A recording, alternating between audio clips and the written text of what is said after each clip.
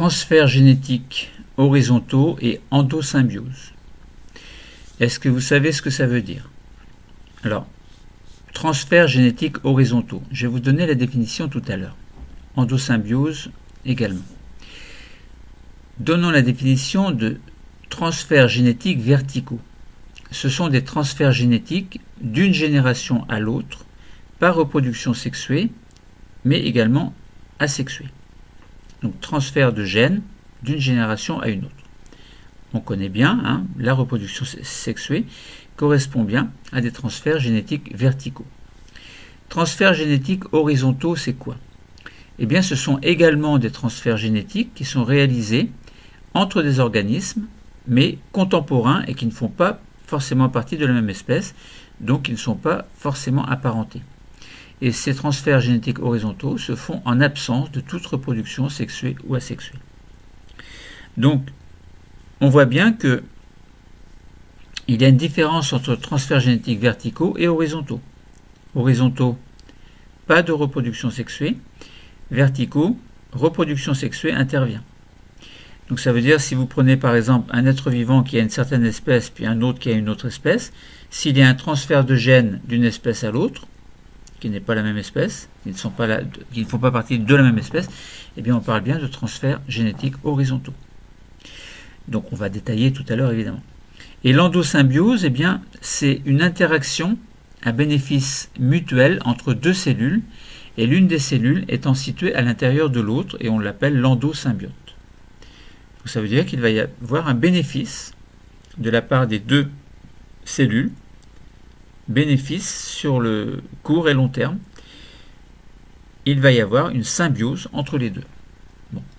Juste une parenthèse pour dire que la transgénèse, juste un rappel pour dire que c'est une technique de biotechnologie qui permet d'intégrer dans le génome d'un organisme un gène d'une autre espèce. Alors, si on prend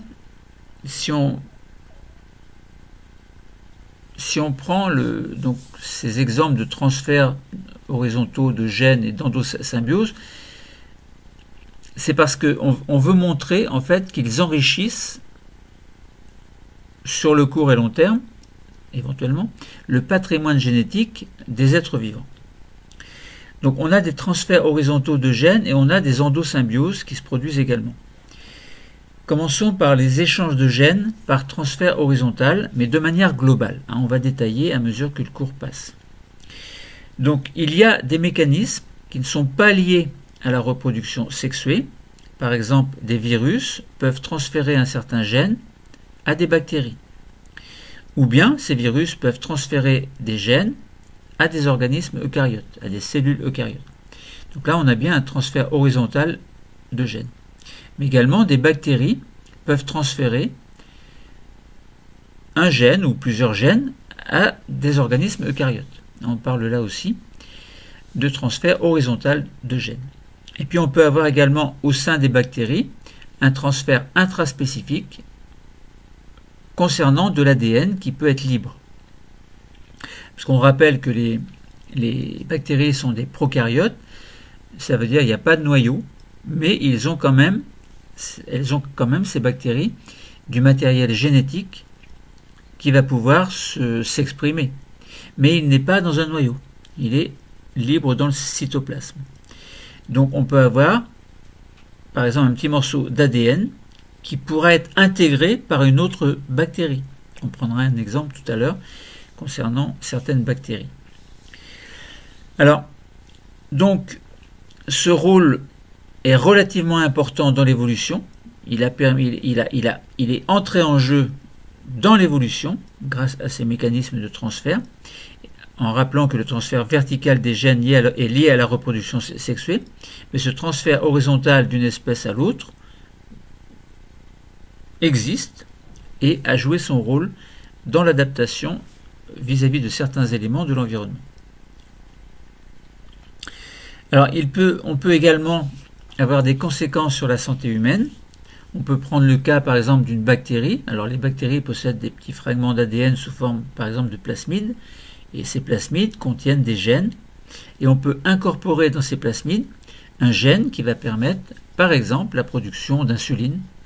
eh bien, vu que les bactéries se multiplient de manière très rapide et de manière importante, eh bien, on peut produire par transgénèse, en fait,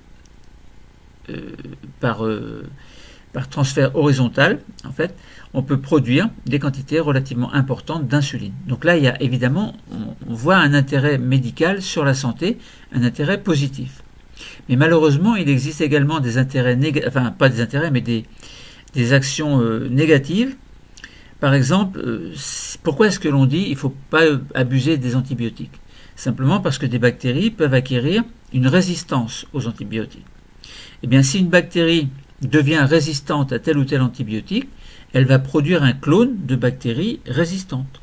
Et la résistance deviendra vraiment effective sur le plus ou moins long terme, en fait. Et puis à ce moment-là, c'est gênant, parce que si les bactéries possèdent une résistance, bah, ça veut dire qu'on ne pourra pas tuer cette bactérie par antibiotique si jamais elle contamine une personne. Alors, jusque-là, il y a toujours plus ou moins des antibiotiques appropriés à chaque bactérie, mais imaginons que toutes les bactéries soient résistantes à tous les antibiotiques, ça poserait quand même un grand problème de santé publique, sachant que ce problème de santé publique existe déjà. Donc voilà pour des exemples de transferts horizontaux de gènes. Maintenant, essayons de dire quelques mots de l'enrichissement du génome par un mécanisme que l'on appelle l'endosymbiose. Donc cette endosymbiose, en fait, elle va permettre d'acquérir, éventuellement, c'est pas à tous les coups, mais de nouvelles fonctions qui pourront être métaboliques, nutritionnelles ou protectrices, bon, etc. Et on prend l'exemple de l'origine des bactéries et des chloroplastes, qui font partie des cellules eucaryotes. Eh bien, elles auraient été introduites, enfin les mitochondries et chloroplastes, auraient été introduits, il y a des milliards d'années, dans une cellule primitive qui aurait acquis, de ce fait-là, de nouvelles fonctionnalités.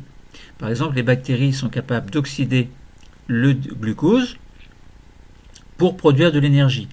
Les chloroplastes, eux, sont capables d'assurer la photosynthèse, c'est-à-dire la production de sucre, entre autres le glucose. Et en même temps, il y a une libération de dioxygène. Dioxygène et sucre qui vont être utilisés par les mitochondries pour produire de l'énergie. Vous voyez que là, chez les plantes, il y a une double interaction et un double intérêt, en fait, produire des sucres et produire de l'énergie grâce à l'oxydation du glucose par le dioxygène. Alors, donc on a, dans le cas d'une endosymbiose, on a une cellule hôte et puis on a une bactérie, une cyanobactérie ou un eucaryote unicellulaire qui a pu pénétrer à l'intérieur de cette cellule hôte par endocytose. Alors l'endocytose, l'intérêt c'est que l'endosymbiote pénètre, évidemment, mais quand il y a un endocytose, ça veut dire que l'endosymbiote va posséder autour une membrane qui sera plus ou moins la membrane plasmique de la cellule hôte. Et souvent, eh bien, à l'intérieur de cette membrane, il y a une deuxième membrane qui est la membrane propre de l'endosymbiote. Alors, donc ça a été le cas de pénétration de bactéries qui avaient un rôle spécifique, notamment les bactéries aérobies qui pouvaient produire de l'énergie grâce à l'oxydation du glucose par le dioxygène, mais ensuite, eh bien, ces endosymbiotes vont pouvoir non seulement transférer une partie de leurs gènes, mais également perdre certaines facultés. Par exemple, si l'endosymbiote qui a pénétré avait un flagelle, le flagelle peut très bien disparaître dans l'évolution, parce qu'il y a perte de la fonction de certains gènes. Donc il y a bien, de la part de l'endosymbiote, transfert de certains gènes vers le noyau de la cellule hôte, donc de la cellule eucaryote qui est une cellule hôte. Et puis ce patrimoine génétique de la cellule hôte peut très bien contrôler le symbiote, bon, d'une manière ou d'une autre. Bon, en tout cas, ce qu'il faut retenir, c'est que on peut avoir une hérédité cytoplasmique. Ça veut dire que les mitochondries et les chloroplastes ne sont pas transmis à la descendance par reproduction sexuée. C'est bien le cytoplasme qui est transmis. Par exemple, si vous avez une cellule eucaryote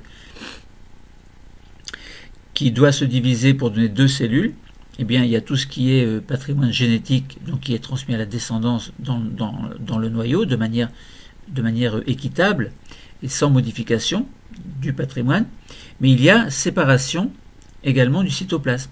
Et les mitochondries et les chloroplastes vont pouvoir se séparer de manière équitable dans chacune des 2 cellules filles.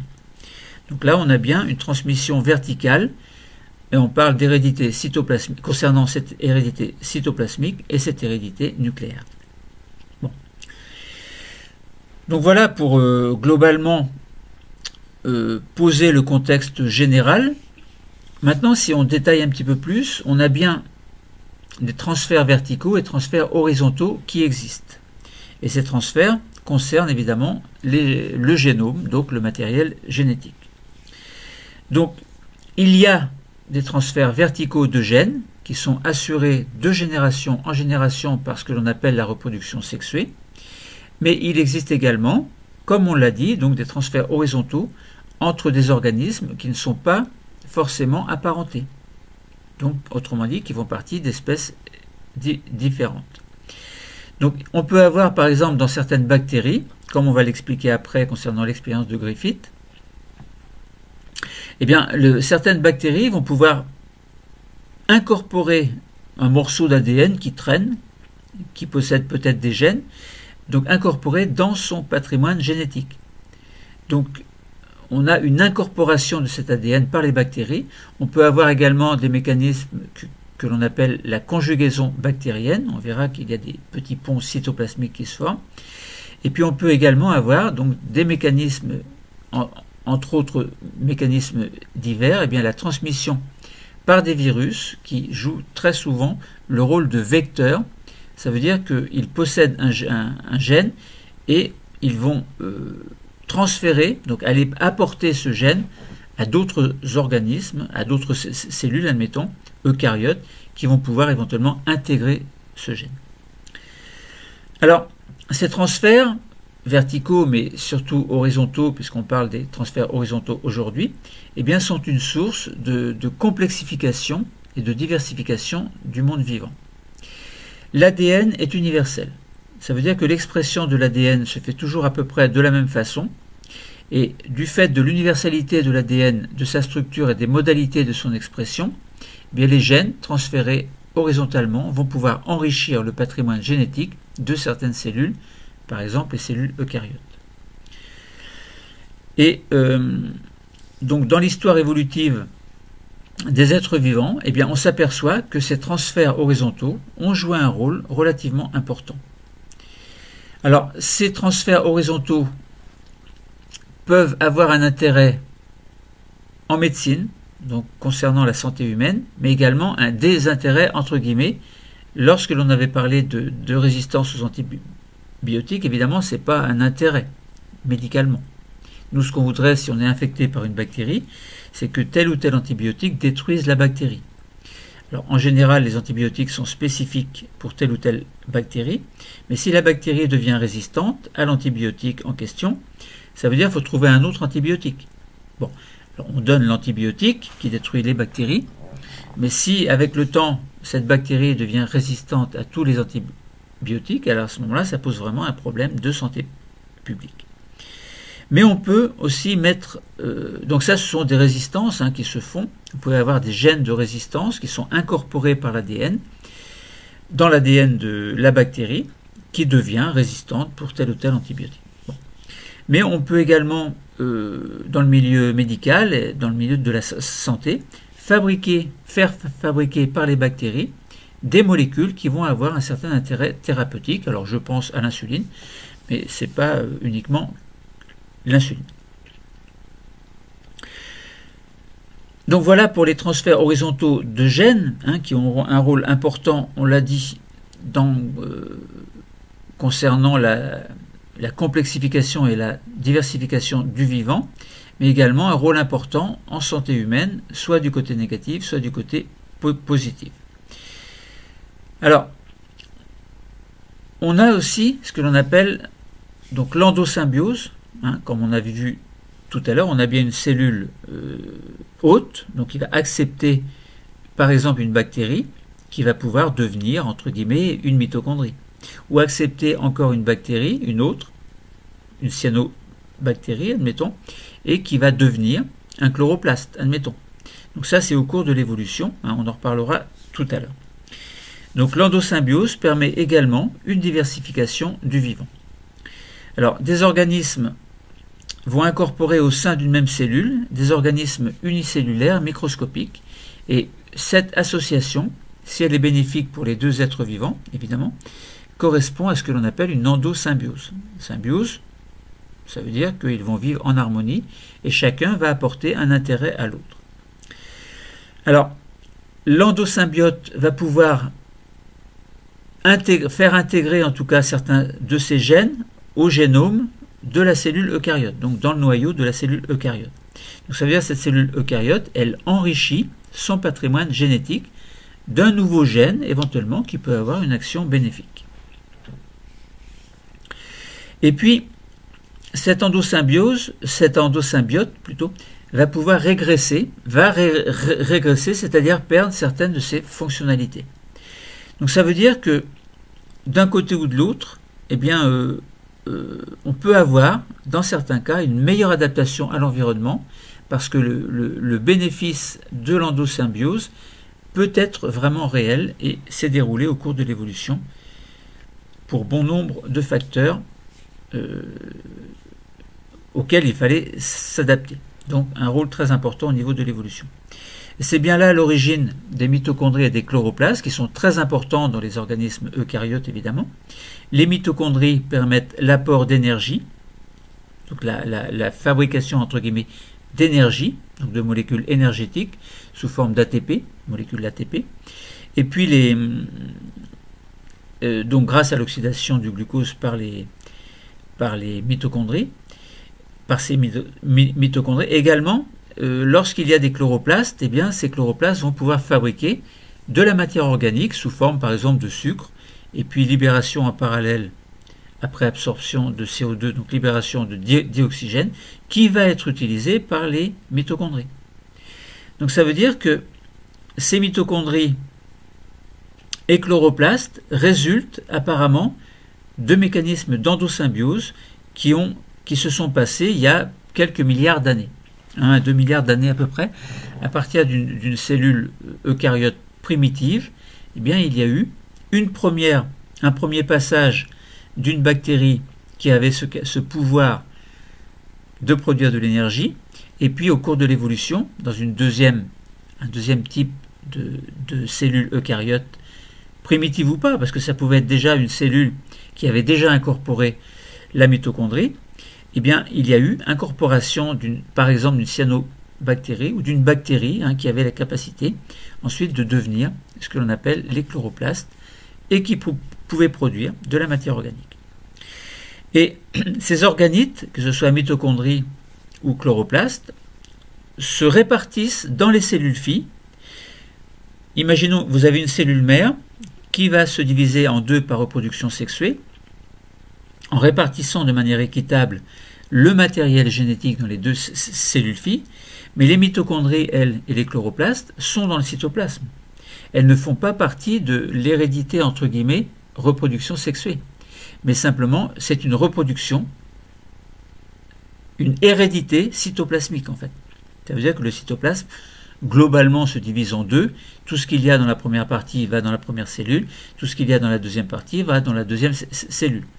On a bien une hérédité, mais pas hérédité au sens reproduction sexuée, mais bien hérédité dans le sens hérédité cytoplasmique.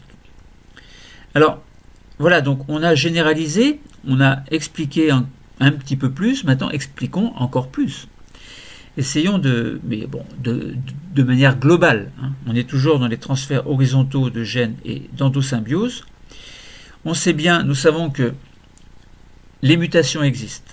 Ça veut dire modification du matériel génétique. Des mutations peuvent être à l'origine de modifications importantes du patrimoine génétique. Mais ces mutations existent, elles font partie du cycle de reproduction sexuée des eucaryotes et même des prokaryotes. Ces mutations existent. On peut avoir des modifications qui sont accidentelles du génome. Alors, quelquefois, il y a des réparations, même au niveau des mutations. Quelquefois, on peut avoir des réparations, mais quelquefois, non. Il y a des mécanismes que l'on appelle le brassage génétique, qu'on avait étudié. Fécondation assure un certain brassage.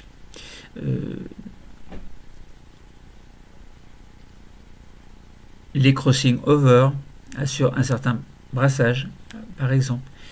Et donc, ce brassage génétique, réalisé par la reproduction sexuée, va assurer à chaque génération de nouveaux génomes individuels qui vont intervenir. Donc on peut avoir un brassage interchromosomique, brassage intrachromosomique, intra donc les crossing over, etc.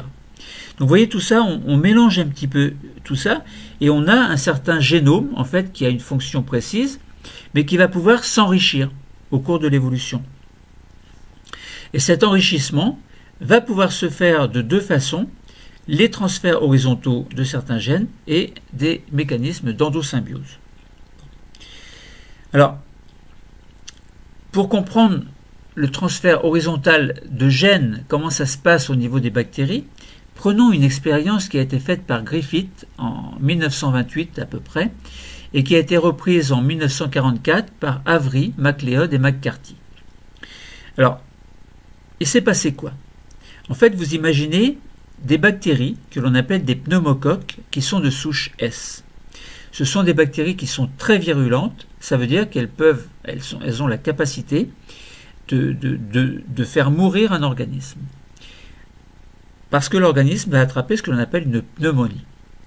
Et cette virulence, elle est due à une capsule qui n'est pas détruite par le système immunitaire de la cellule hôte, ou de l'organisme hôte plutôt.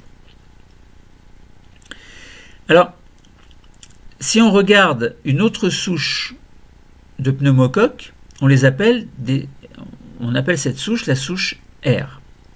Pourquoi R? Parce qu'elle ne contient pas la capsule. Donc ça veut dire que parmi les pneumocoques, on a une souche S qui contient une capsule et une souche R qui ne contient pas la capsule, et cette souche R n'est pas virulente. Ça veut dire qu'elle ne pose pas de problème. Bon. En 1928, Griffith a fait une découverte très surprenante. Il a injecté à des souris une bactérie S qu'il avait tuée. Pas une bactérie, mais des bactéries tuées. Donc des bactéries S qui sont mortes. En fait, elles ne vivent plus. Et puis il a injecté en même temps que ces bactéries S tuées, des bactéries de souche R, non virulentes, mais qui ne possèdent évidemment pas la capsule. Et puis il s'est aperçu que les souris ne mouraient pas. Et en étudiant d'un petit peu plus près ces bactéries, ils se sont aperçus que ces bactéries R étaient devenues des bactéries S. Donc ça veut dire quoi? Il n'a pas compris. Alors, ça voulait dire peut-être que les bactéries R ont pris quelque chose aux bactéries S qui étaient tuées, et que ce quelque chose, en fait, a fait que ces bactéries R ont pu produire la capsule S, une capsule en tout cas. Et donc de ce fait-là, les bactéries devenaient S et faisaient mourir les souris. Mais alors, quelle est cette substance que les bactéries R auraient captée, entre guillemets? Alors, vous vous doutez que c'est de l'ADN, mais à l'époque, on ne le savait pas. Et Avery, Leod et Carty ont fait en 1944 une expérience et ont démontré que ce petit morceau cette petite chose qui a été captée par les bactéries R, c'était de l'ADN. Et entre autres, donc ça veut dire que dans cet ADN, il y avait des gènes qui permettaient la fabrication de la capsule. Donc ça veut dire que les 3 chercheurs donc, ont démontré que c'est bien l'ADN qui était responsable de la fabrication de la capsule et donc responsable de la pathogénicité de la bactérie. Et là, on avait bien, de la part des bactéries R, un transfert horizontal de gènes. Ça veut dire que les bactéries S, en mourant, ont libéré dans le milieu des molécules d'ADN, et ces molécules d'ADN ont été captées, entre guillemets, par les bactéries R, incorporées dans leur génome, et ensuite, le mécanisme d'expression des gènes a fait que la bactérie R a pu produire, qui était devenue S, a pu produire la capsule et donc devenir des bactéries S. Donc ça, c'est pas lié du tout à la reproduction, c'est bien un transfert horizontal de gènes, alors au sein de plus ou moins d'une même espèce, puisqu'on avait 2 souches de pneumocoques. Mais là, on n'est pas dans la reproduction sexuée. On est bien dans le transfert horizontal de gènes. Alors, on peut avoir des transferts également par divers processus. Il n'y a pas que ce captage, entre guillemets, cette incorporation d'un petit morceau d'ADN dans le génome, il existe d'autres transferts. Donc on avait dit que les bactéries, quelles qu'elles soient, lorsqu'elles sont détruites, elles libèrent de l'ADN dans leur environnement. Et on se retrouve dans l'environnement donc avec des petits fragments d'ADN qui sont libres et qui peuvent être intégrés par les bactéries. Eh bien, ce mécanisme d'intégration en prenant un petit morceau d'ADN s'appelle la transformation. La transformation, c'est le fait de prendre de l'ADN et de l'incorporer dans son génome. Si dans cet ADN, il y avait un gène qui peut s'exprimer pour donner une fonction particulière, alors donner évidemment une protéine, et ensuite cette protéine peut avoir une fonction particulière au sein d'un métabolisme particulier. Donc cette transformation peut être très importante. Bon, elle s'observe chez peu d'espèces en fait, mais tout de même, cette transformation a lieu dans le sol également. Donc ça veut dire que on peut avoir dans le sol donc des bactéries qui sont détruites et qui libèrent dans l'environnement des molécules d'ADN qui peuvent être captées par d'autres êtres vivants. On peut également avoir ce type de transformation dans des écosystèmes aquatiques. C'est possible également. Alors les bactéries, on sait qu'elles ont de l'ADN qui est libre dans le cytoplasme, mais elles ont aussi des molécules d'ADN qui sont circulaires, et ces molécules circulaires s'appellent des plasmides. Et ces plasmides peuvent être transférés très facilement entre 2 bactéries de la même espèce ou des bactéries d'espèces différentes. Comment? Eh bien parce que, vous imaginez une bactérie, il peut s'établir ce que l'on appelle un pont cytoplasmique et la bactérie qui est là peut transférer par ce pont cytoplasmique un petit morceau d'ADN, ça peut être un plasmide.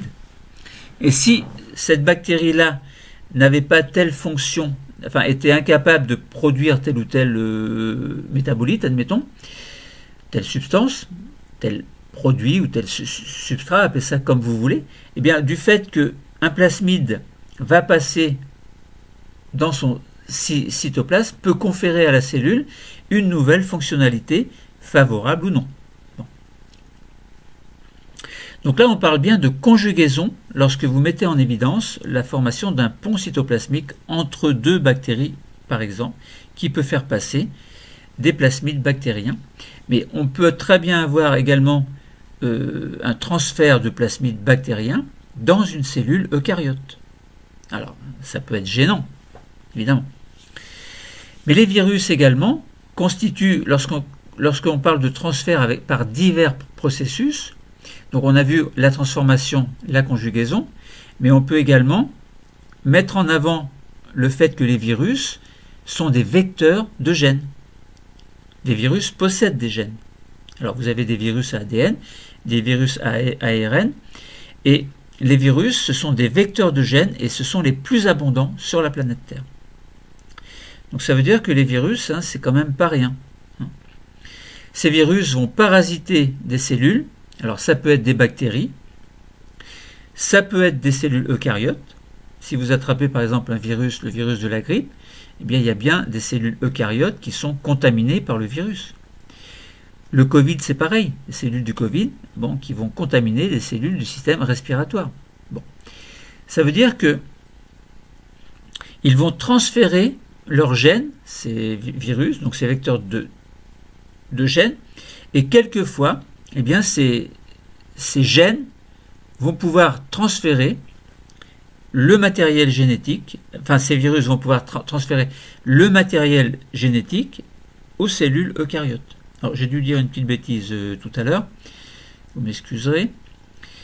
Donc ça veut dire que les particules virales vont être fabriquées par les cellules qui sont parasitées en nombre plus ou moins important, et la cellule va pouvoir éclater, détruite en tout cas, et libérer des particules virales dans l'environnement. Et puis ces gènes vont pouvoir être transférés à d'autres cellules éventuellement, etc., etc. Alors voilà, donc, transferts horizontaux de gènes. On a vu une expérience historique, Griffith et puis Avery, MacLeod et McCarthy. On a vu qu'il y avait des transferts par d'autres processus. On a vu, donc on a parlé de transformation, donc qui a complété l'expérience que l'on a faite avec Griffith. On a vu qu'on pouvait avoir une conjugaison par formation de ponts cytoplasmiques. On a vu que les virus sont des vecteurs de gènes qui sont relativement importants. Et tous ces mécanismes-là interviennent dans l'évolution. Ça fait partie de l'évolution.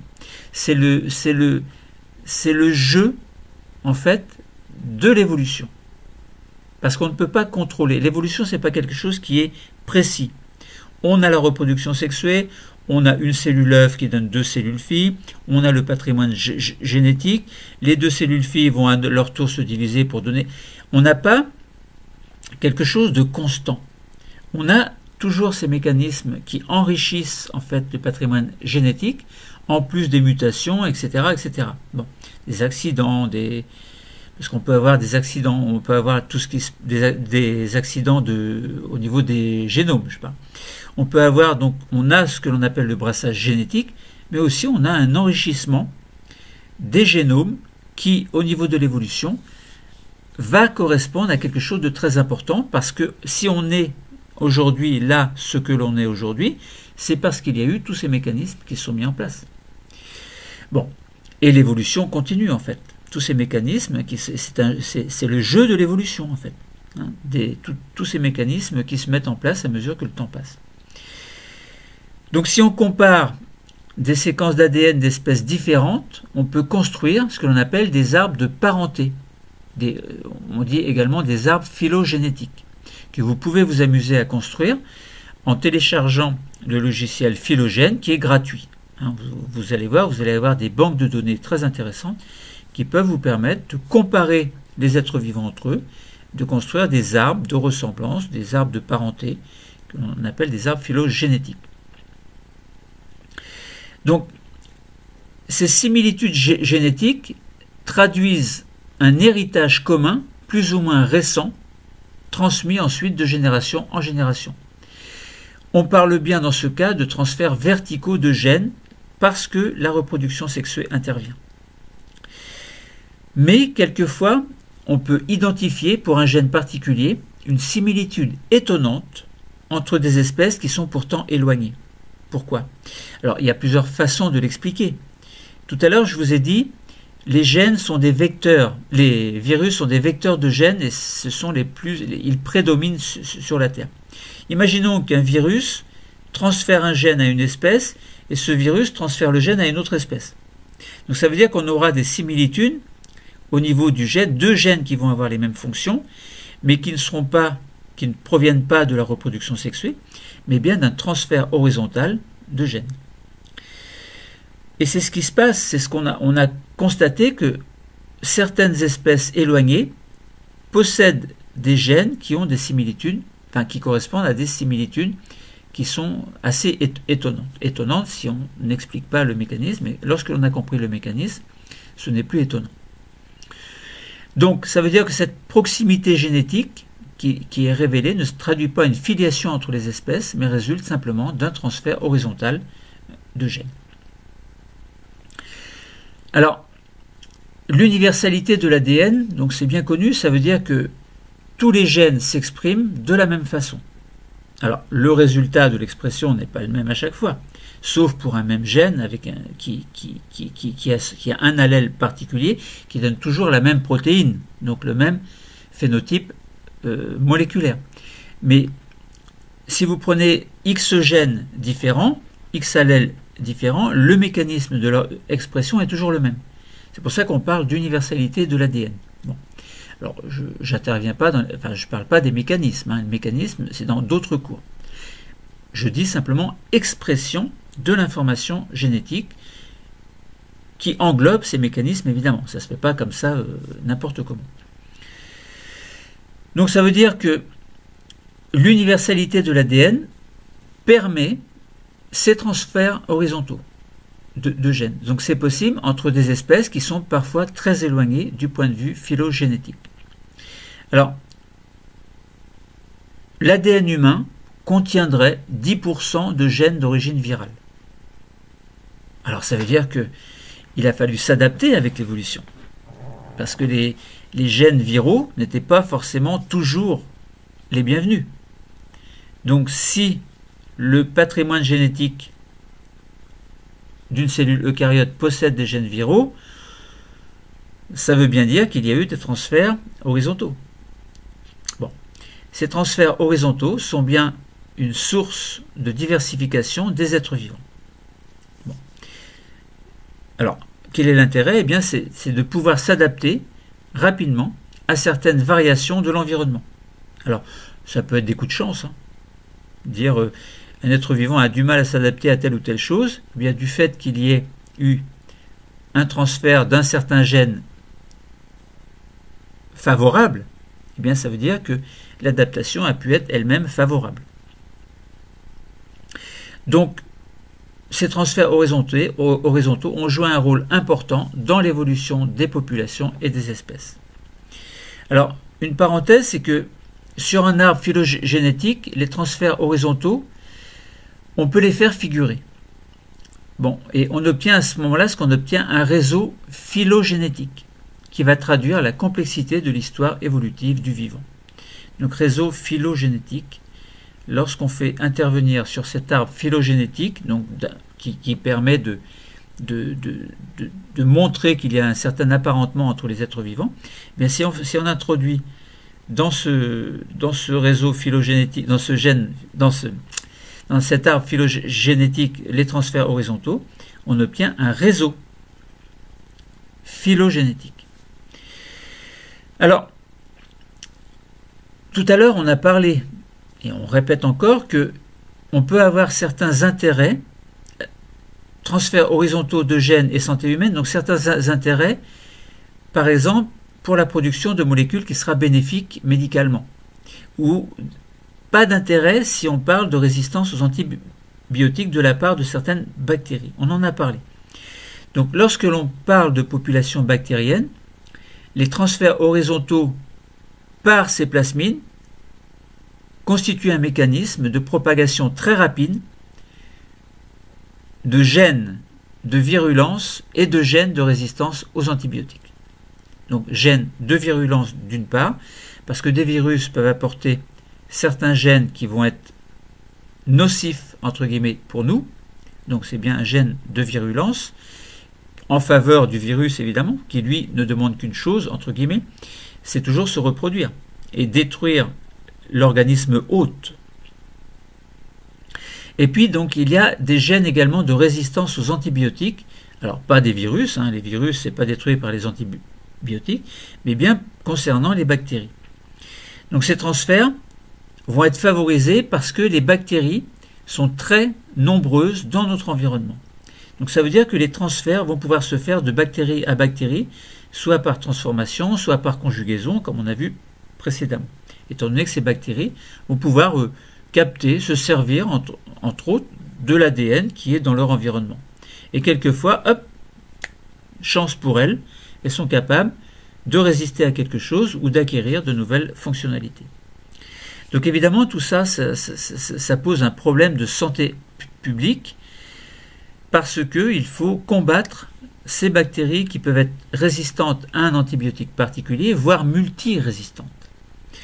Alors évidemment, il y a aussi, concernant ces transferts horizontaux, un côté positif concernant certaines et qui vont faire intervenir des applications biotechnologiques où l'on va pouvoir produire des molécules qui vont avoir un intérêt tout particulier, et je pense, et je le répète, à l'insuline. Donc, on peut intégrer et permettre que certains gènes soient exprimés concernant l'expression de gènes humains qui peuvent être exprimés, et on peut avoir des micro-organismes qui ont une forte capacité de multiplication et qui vont permettre la production massive en fait, de molécules qui auront cet intérêt tout particulier. Donc voilà pour les transferts horizontaux. Alors en parallèle à cette étude, eh bien, on parle d'endosymbiose, et l'endosymbiose permet également au génome de se diversifier. Donc c'est une source de diversification parce que cette endosymbiose qui correspond à une fusion entre deux cellules, entre deux organismes, on va dire, alors pas organisme, hein, mais par exemple une cellule qui va incorporer un endosymbiote, eh bien ce ne sont pas deux organismes. Une cellule, ce n'est pas un organisme.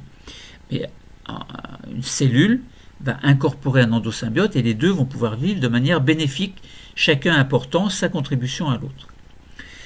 Donc l'endosymbiose, c'est bien une association qui sera étroite entre deux entités. Une entité qui sera une cellule eucaryote, par exemple, et une autre entité qui pourrait être, par exemple, une bactérie.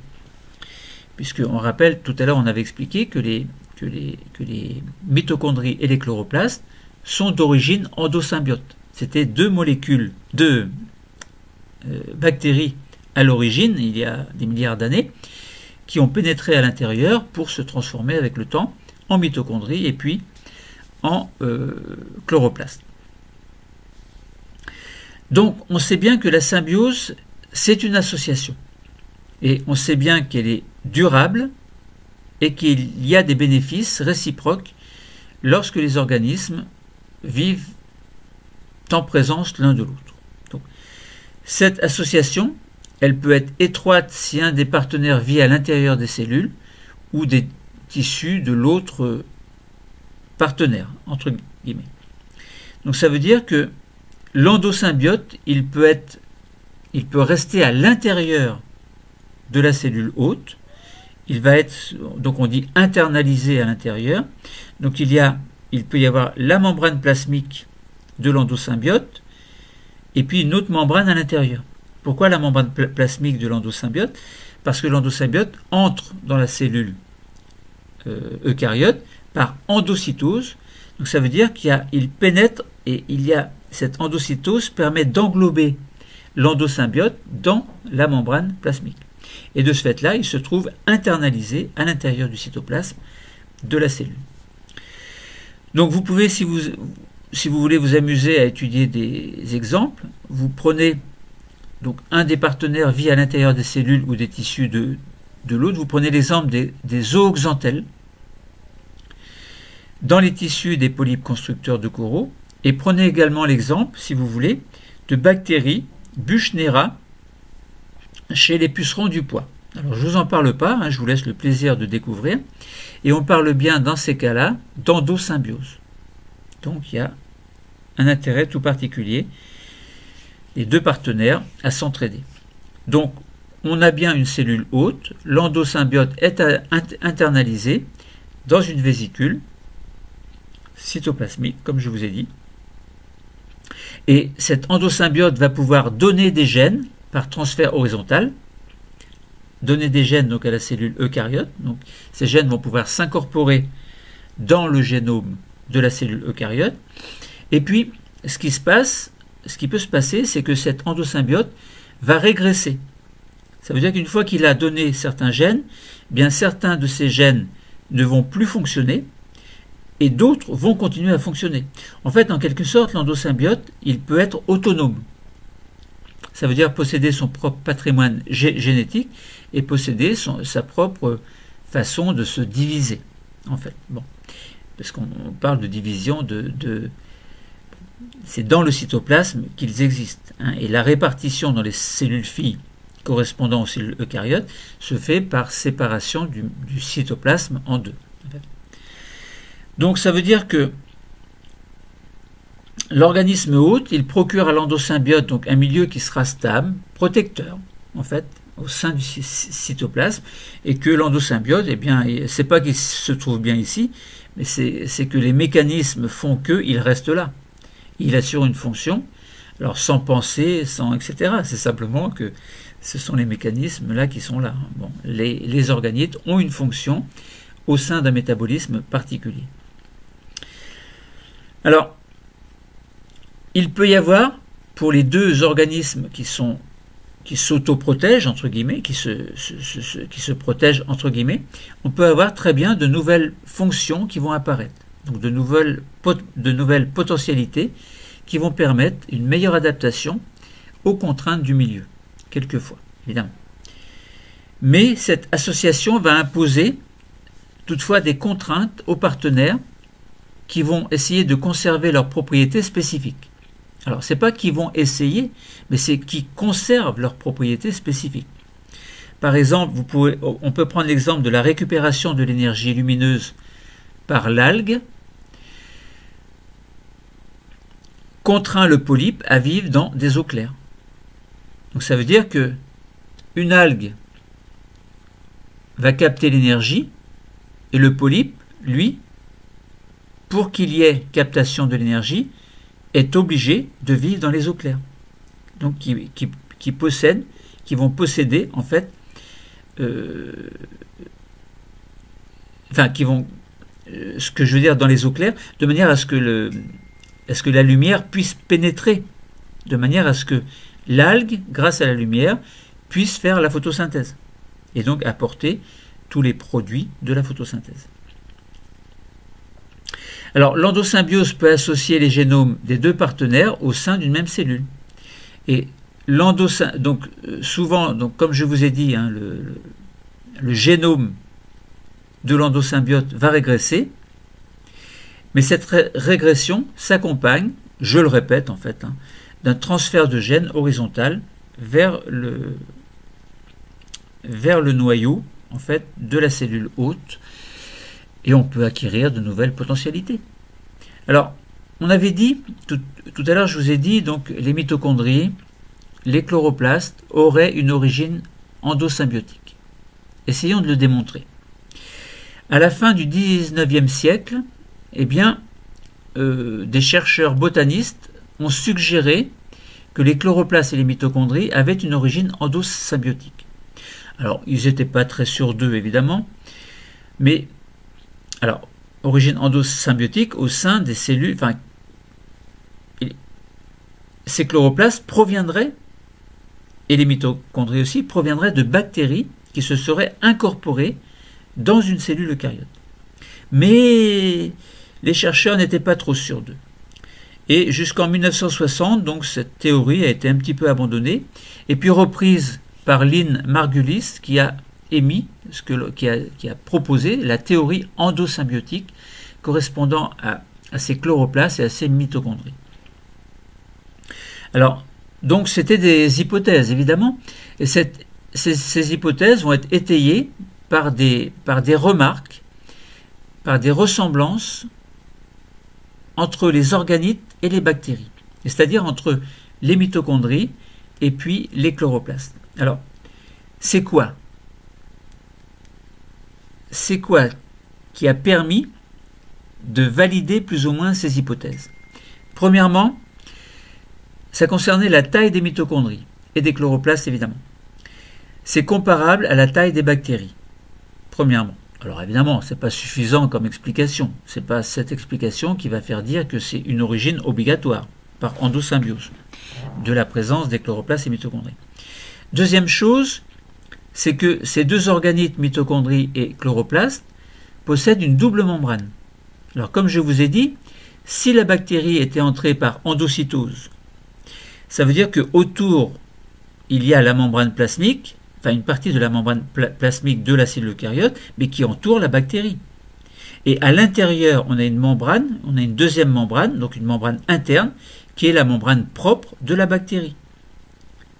Et c'est bien ce qu'on observe chez les mitochondries et les chloroplastes.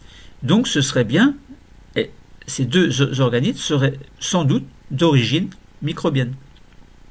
Microbienne bactérienne, je veux dire.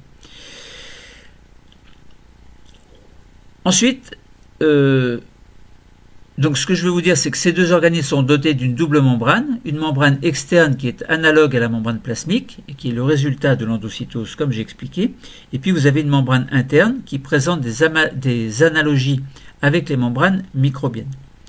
Et ce système, le système de membrane interne des cyanobactéries que l'on observe actuellement, et cyanobactéries qui existaient il y a des milliards d'années également, eh bien, renferment, tout comme les thylakoïdes des chloroplastes, eh bien, des pigments chlorophylliens qui assurent la capture de l'énergie lumineuse et la réalisation de la photosynthèse. Autrement dit, les thylakoïdes, donc les chloroplastes, en gros, quoi, eh bien, c'est à peu près la même chose que ce que l'on trouve chez des cyanobactéries aujourd'hui. Donc c'est quand même un argument assez fort en faveur du fait que les chloroplastes seraient le résultat d'une endosymbiose. Bon. Et si on compare les cyanobactéries actuelles et la fonction des chloroplastes, il y a de la part de ces chloroplastes, il y a des fonctions qui sont perdues, qui sont conservées par les cyanobactéries, mais perdues par les chloroplastes. Alors ça peut confirmer aussi cette proposition d'hypothèse, en fait. Voilà. Troisième argument qui permet de dire que chloroplastes et mitochondries où ils proviendraient d'une endosymbiose, c'est que les mitochondries et les chloroplastes renferment de petites molécules d'ADN nu. Donc ADN nu, voilà. Comme chez les bactéries. Ça veut dire que il n'y a pas de noyau évidemment chez les bactéries. Bon. Et encore moins dans les mitochondries et les chloroplastes. Mais il y a quand même de l'ADN qui est réparti dans les mitochondries et dans les chloroplastes. Et c'est le cas aussi, c'est ce qu'on trouve aussi dans les bactéries. Il y a des petits morceaux qui sont libres. Il y a aussi des plasmides chez les bactéries. Donc cet ADN, eh bien, dans les mitochondries et chloroplastes, chose étonnante, se réplique indépendamment, et tout à fait indépendamment, de l'ADN nucléaire. Donc, et en conséquence, l'expression de ces gènes va donner des protéines qui sont fabriquées dans les organismes grâce à des ribosomes de type bactérien. Bon. Quatrième argument, c'est que les chloroplastes et les mitochondries se divisent par étranglement médian après avoir dupliqué leur ADN, comme le font les bactéries. Donc, ça fait 4 arguments qui sont relativement importants et qui permettent de comprendre que ces hypothèses d'endosymbiose sont réelles. Mitochondries et chloroplastes proviennent bien de bactéries ancestrales qui ont pénétré une cellule primitive qui, à l'époque, n'avait pas cette fonction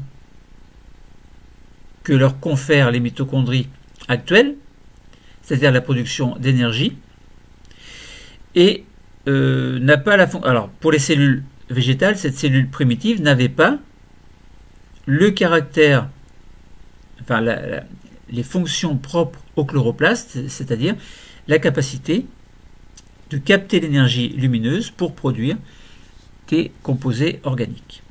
Voilà. Alors,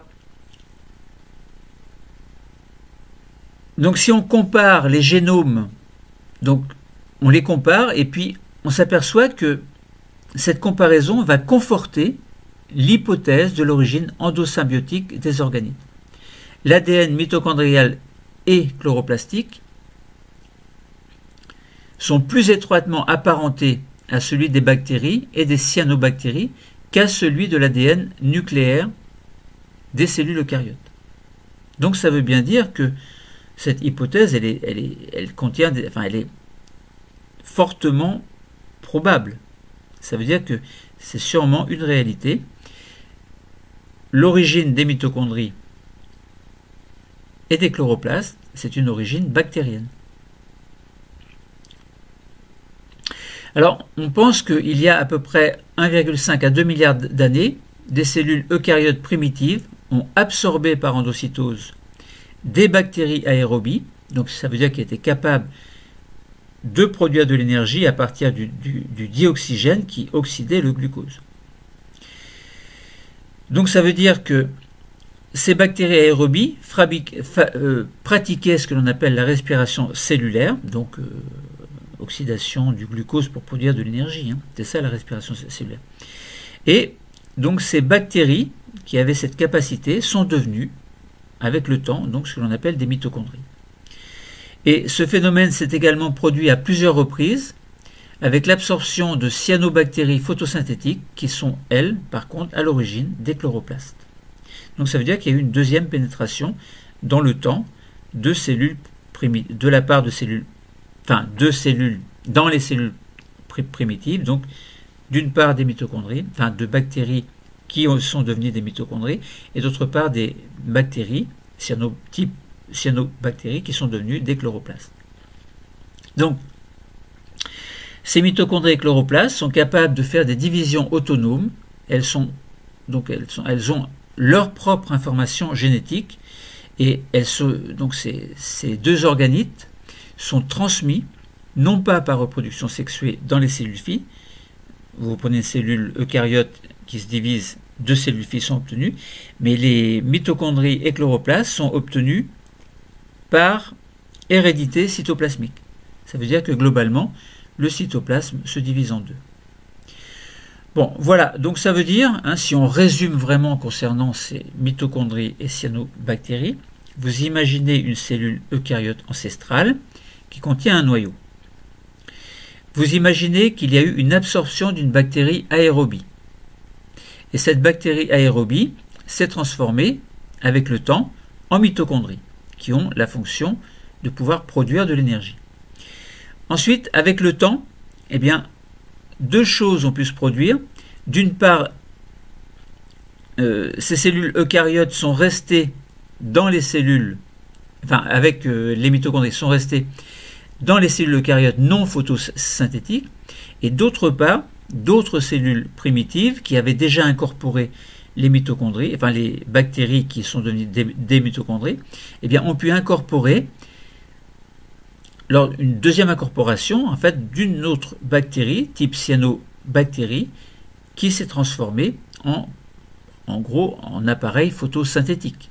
Donc ça veut dire que on a aujourd'hui, et nous, on en fait partie également, alors on n'a pas les chloroplastes évidemment, mais on a bien les mitochondries qui permettent à nos cellules de produire de l'énergie. Et grâce à cette énergie, le métabolisme peut se faire de manière normale, en fait. Donc nos cellules sont bien des unités structurelles et fonctionnelles, elles sont bien le résultat de la reproduction sexuée, qui, d'organisme en organisme, de cellule à cellule, d'organe en organe, etc., de tissu en tissu, on a quelque chose qui est vivant, qui est fonctionnel. Et l'ensemble des fonctionnalités permet bien à un organisme intégral de fonctionner. Cette fonctionnalité, elle est due à tout ce qui concerne les transferts verticaux de gènes, transferts horizontaux de gènes également, des mécanismes d'endosymbiose également. Là, on l'a bien compris. Le cours est terminé. Merci.